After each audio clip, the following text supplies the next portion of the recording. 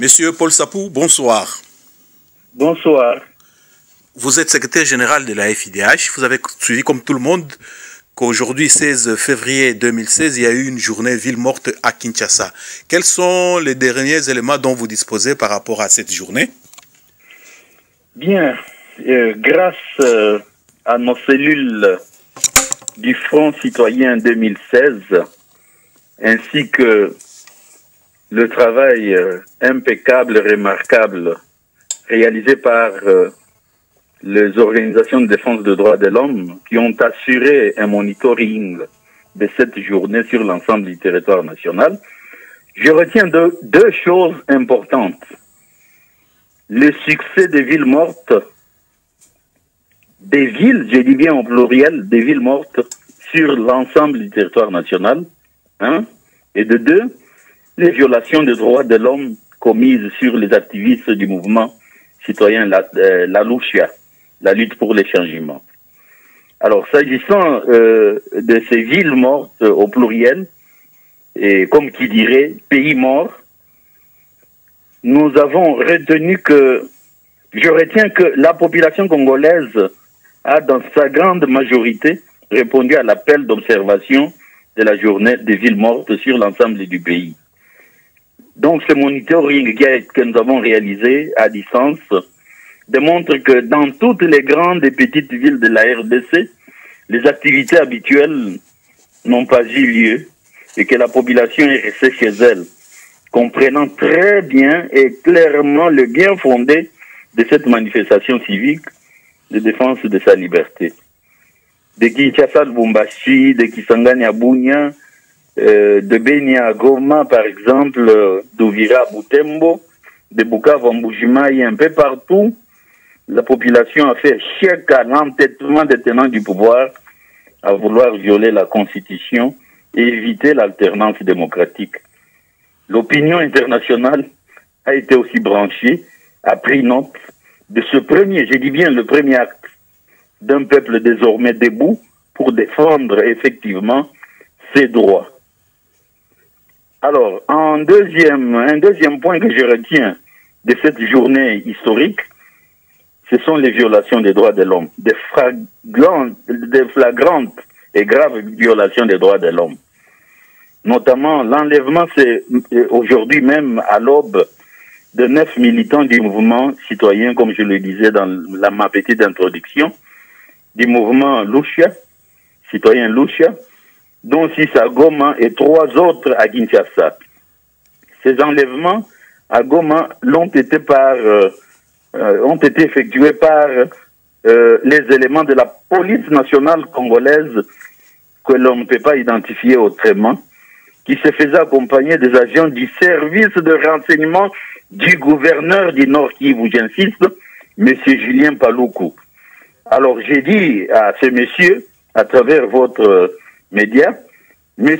Julien Paluku est le général Awashango Vital, qui est le commissaire provincial de la police, ainsi que toutes les personnes qui les ont accompagnés doivent, pour commettre cet enlèvement, doivent savoir que de ce jour, ils viennent d'inscrire leur nom sur la liste des individus à poursuivre sur le plan judiciaire et sur qui les sanctions ciblées que la communauté internationale a annoncées seront appliquées. Ces sanctions leur seront appliquées.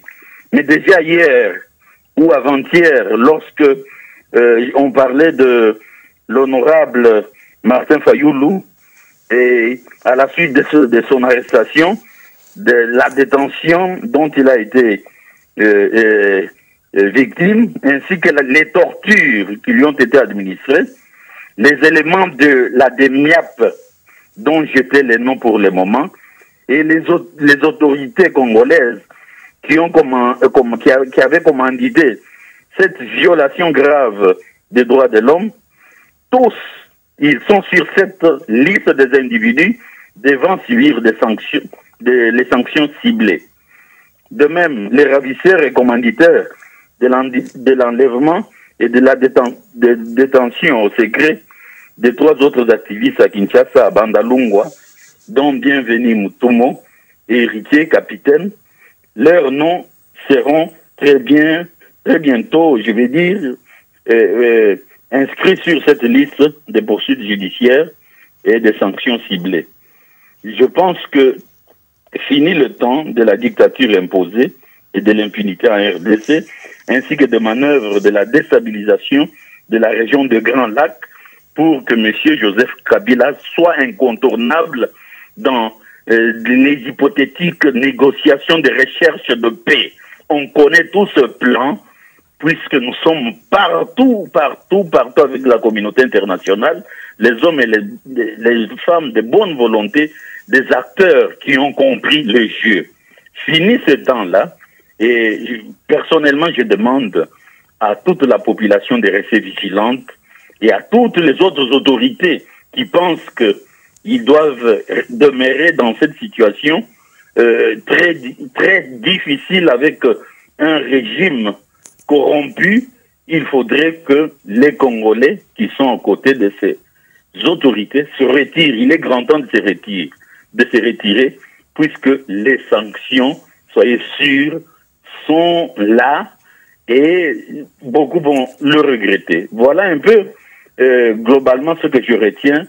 Le peuple est debout et l'année s'annonce vraiment une année qui risque de surprendre toute l'humanité, qui risque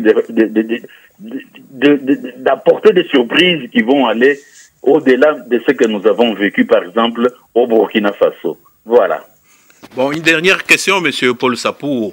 À supposer que le pouvoir ne retienne pas le signal important lancé par la population avec cette ville morte ou pays mort, quelles pourraient être les actions à faire ou bien qu'est-ce que le pouvoir risquerait?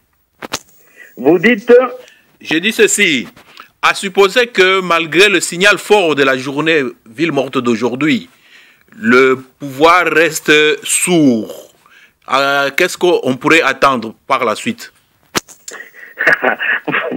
Si le reste, il s'entête, le pouvoir s'entête, reste sourd à ces signaux, voilà ce qui pourrait arriver. On en a vu dans l'histoire, ce qui est arrivé à Blaise Compaoré, à Ceausescu et tant d'autres, pour ne citer que cela. Eh bien, soyez sûrs que l'illégitimité et l'illégalité de ce régime, dès que cela sera constaté, l'illégalité, l'illégitimité, je pense que nous sommes en droit d'appliquer l'article 64. Si les élections ne sont pas organisées dans le délai constitutionnel, surtout l'élection présidentielle, et si seulement le 19 décembre, il n'y a pas de président qui doivent faire remplacer un président élu qui doit remplacer celui qui est là, soyez sûr que l'illégalité ainsi que l'illégitimité seront réunies à partir de ce moment-là. Vous verrez que des actions à l'endroit d'un président illégitime, illégal, seront soutenues par les acteurs internationaux, les hommes et les femmes de bonne volonté. Et je ne pourrais pas vous dire toute la gamme, si vous voulez, d'actions à entreprendre en ce moment-là. Déjà, les sanctions ciblées, on va les appliquer bientôt pour tout celui qui gêne, si vous voulez, le processus de démocratisation de ce pays-là à travers le respect de la Constitution, à travers l'organisation des élections. Nous avons déjà les listes de tous ces violeurs ou violateurs de droits de l'homme. Nous avons toutes ces listes-là. Les noms sur cette liste-là, sur les personnes qui seront bientôt sanctionnées, des sanctions ciblées. Et chaque jour, à dater de ces jours, il y a des noms qui s'ajoutent. Ceux qui sont à Kinshasa, les Kimbuta, les Kanyama, et tous ces gens-là, et toutes les autorités, les Bisengimana, avec ce qui vient de se produire sur les 3 jeunes qu'ils ont enlevés à Bandalongo, leur nom était déjà et serait déjà sur cette liste-là. Je ne vous en dirai pas plus. et tant d'autres, les autorités qui commandent tout ça. Voilà, il faut tout simplement demander au peuple d'être attentif, de ne plus réguler. Ok, monsieur Paul Sapou, nous vous remercions pour ce rapport de la journée ville morte en RD Congo et nous vous fixons rendez-vous à une prochaine occasion. Merci, monsieur Cheikh Sita. Merci. Ok, bye. Bye.